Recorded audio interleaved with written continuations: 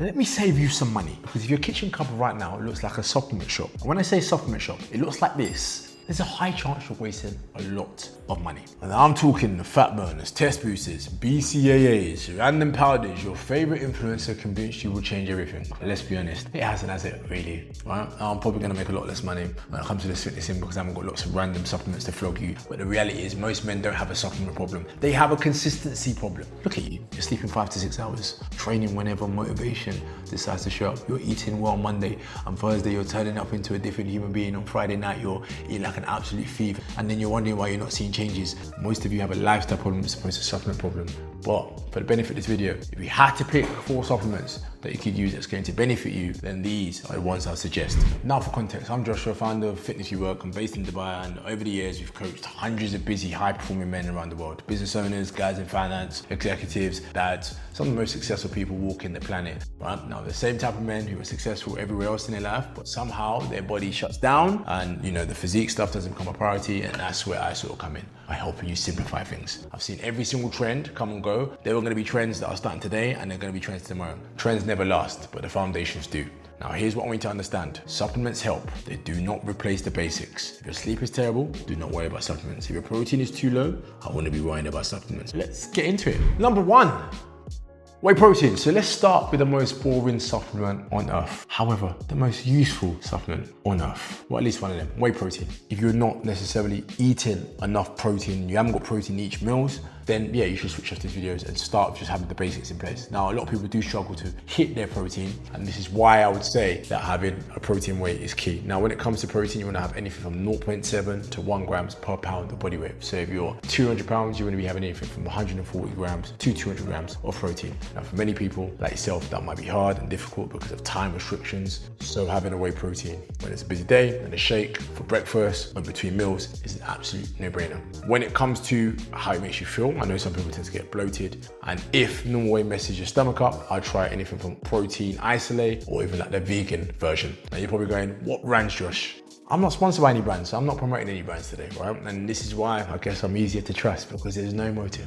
Most protein wheys are the same. What you want to do is make sure that each scoop has a minimum of 24 grams per scoop of protein. But pick the one that you like and that you fancy and isn't ridiculously priced. You feel me? Number 2.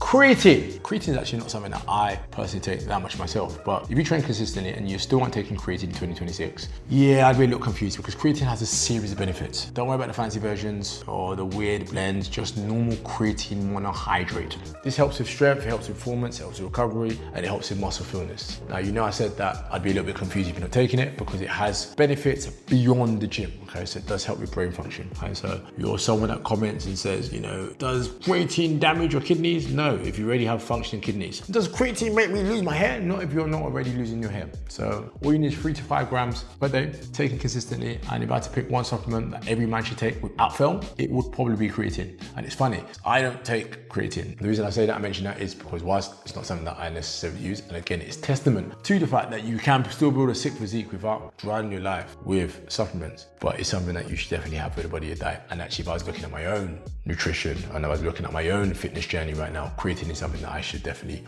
look at adding even for myself on a more consistent basis. Now, number 3, it's gonna be magnesium, right? Magnesium has to get a shout out, because most people's issue often isn't effort. Most people's issue often sometimes is recovery. And recovery tied into, you're stressed, you're lacking sleep, you're running a business, managing staff, always switched on, always on your phone, and mentally cooked, at least for me anyway, right? If your sleep is poor, I would honestly recommend magnesium. Is a no-brainer. It does help you massively with your sleep. So if you're someone that does have sleep issues, and improving your sleep does change everything, right? Because if you improve your sleep, you improve your hormones, your training, your strength, your mood, you're able to focus better, work gets better, life gets better, sex gets better, the whole thing. Last but not least, caffeine. Do you need it? No. Can it help? 110%, right? If you're especially someone who has meetings all days, or your energy is flat, and somehow you're expected to smash a gym workout, having caffeine is an absolute no-brainer. Well, at least for me, I'm on my 2nd caffeine already, and I've got a little bit of a caffeine addiction. I probably have a little bit too much caffeine. I do often make sure that I don't consume this at least 7 to 8 hours before bed, otherwise I just can't sleep.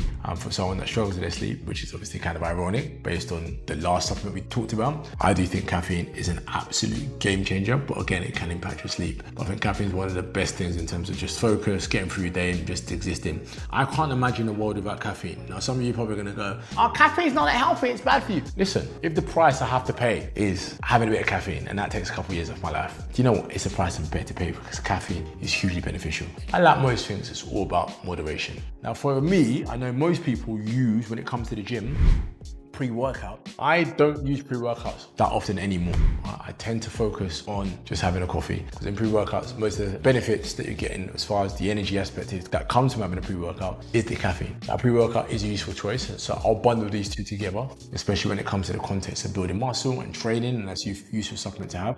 You certainly don't need a pre-workout. One reason I don't like pre-workout as much is because it just has all the other ingredients and stuff in it that, you know, you can't really attest for. It's gonna make you feel weird. You know, as I get older, I just like to keep things as clean as possible. So whether you're having caffeine by itself in its rawest form, if you're having a blend of it in this, then yeah. Now, obviously the pre-workout makes a bit more sense for a lot of people because coffee, especially coffee black, if you don't want to have coffee black, this is obviously gonna give you a bit more flavor and a bit more taste. And it's also going to be more useful to you when it comes to, you know, wanting to consume something on a regular basis pre-workout. Now, with these two, what I will say is, if you are finding yourself having to use it every single day in order to get your workout in, then you're doing it wrong, right? Supplements are there to supplement and aid what you're already doing, okay? Not to replace. So you're finding that you're having to use a pre-workout every single workout. One, the novelty will wear off. And I say that because one thing I do actually, it's worth saying, I will go off caffeine for a couple of weeks every now and then, but when you add it back into your routine, wow. So do have periods where you go without caffeine and then reintroduce it because you do benefit a lot from it because it just resensitizes your body to caffeine, kind of so to speak. So you're having a caffeine, pre-workout, either work, but I say obviously try and stick to your standard coffee, your black coffee in this sense. Now, we talked about all the stuff that you do need. How about all the stuff you don't need? You probably don't need fat burners, they just don't work, okay? If anything, they just raise your body temperature up, but waste of money, right? Test boosters, right? Basically, if you want to improve your testosterone levels, just get better sleep, sunlight, workout, train, eat protein, all that fun stuff. Most anabolic blends are just expensive marketing. Any weight gainers, no, just have a normal protein whey and add oats and bananas and stuff in it, because that'll just be a better use, even if you just mean adding like dates and stuff like that. Now, things like vitamin D and multivitamins, just get your blood work done first to see what you're actually deficient in. If you're not deficient in, you know, vitamin D or any of those things, and supplementing them there's no need. And remember, a great physique isn't built because someone had a cupboard full of supplements. It comes from consistency, training properly, eating enough protein, recovering well, and doing this time and time again, okay? Supplements support the process. They are not the process. And if you are disciplined in business but inconsistent with your body, it's probably not a supplement problem, as I've said before. It's a system problem. Fix the system and you'll be able to fix your physique, and the physique just naturally will follow, as I've said. Now, if you found this supplement video useful, I'm sure you'll like this video. Do check it out, and I guess I'll see you in the next one.